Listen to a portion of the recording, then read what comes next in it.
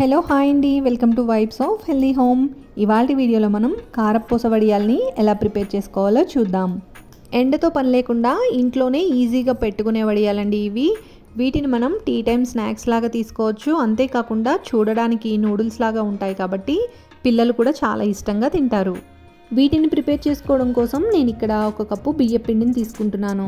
మనం ఏ కప్పుతో అయితే బియ్యపిండి తీసుకుంటామో అదే కప్పుతో పావు కప్పు సగ్గుబియ్యం తీసుకుని మిక్సీ జార్లో వేసి వీలైనంత మెత్తని పౌడర్ లాగా గ్రైండ్ చేసుకోవాలి. మనం గ్రైండ్ చేసుకున్న ఈ సగ్గుబియ్యపిండిని బియ్యపిండిలో వేసి రెండు కూడా బాగా మిక్స్ అయ్యేలాగా కలుపుకొని పక్కన పెట్టుకోవాలి.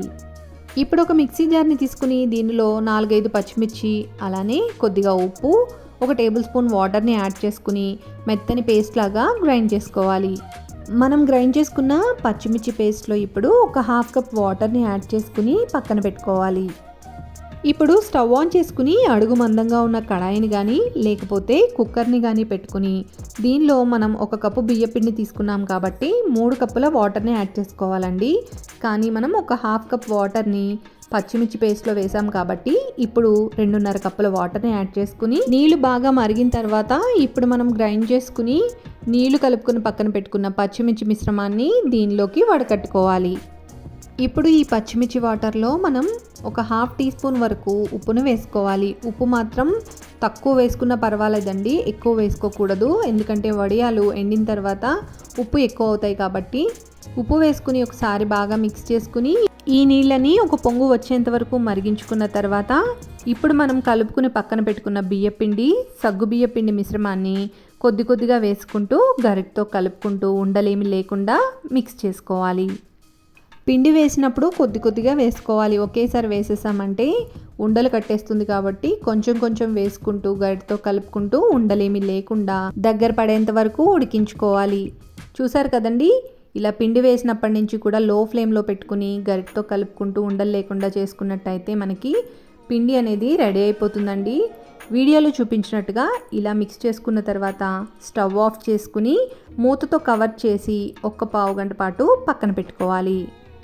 ఇలా 15 నుంచి 20 నిమిషాల పాటు పక్కన పెట్టినట్టయితే పిండి ఆ వేడికి బాగా మగ్గుతుందండి. ఇప్పుడు ఈ పిండిని అంతటినీ కూడా ఒక గిన్నెలోకి ట్రాన్స్ఫర్ చేసుకుని పూర్తిగా చల్లారేంత వరకు పక్కన పెట్టుకోవాలి. పిండి పూర్తిగా చల్లారిన తర్వాత ఇప్పుడు మనం దీనిలో 1 టేబుల్ స్పూన్ నిమ్మరసాన్ని యాడ్ చేసుకోవాలి.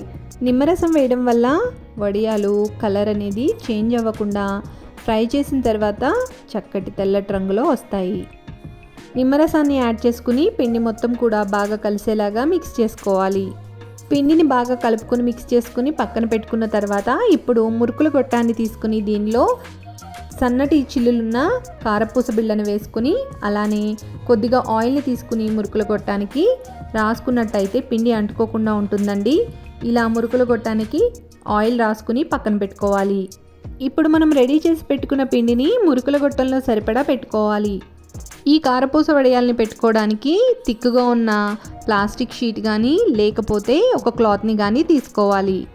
నేనైతే ప్లాస్టిక్ షీట్ తీసుకున్నానండి. ఒకవేళ మీరు క్లాత్ తీసుకున్నట్టయితే ఒకసారి నీళ్ళలో ముంచి తడి లేకుండా బాగా పిండేసి క్లాత్ని 2 పొరల మీద వేసుకుని దానిపైన ఈ విధంగా వీడియోలో చూపించినట్టుగా ఒక్క చుట్టు వచ్చేలాగా ఇలా పల్చగా చుట్టుకోవాలి. మనకి ఈ వడియాలు ఆరిన తర్వాత మనం ఫ్రై చేసుకున్నట్టయితే బాగా పొంగుతాయండి. కాబట్టి ఒక సన్నటి చుట్టులాగా బాగా పెద్దగా కాకుండా అలానే బాగా చిన్నగా కాకుండా పల్చగా చుట్టుకున్నట్టయితే సరిపోతుంది.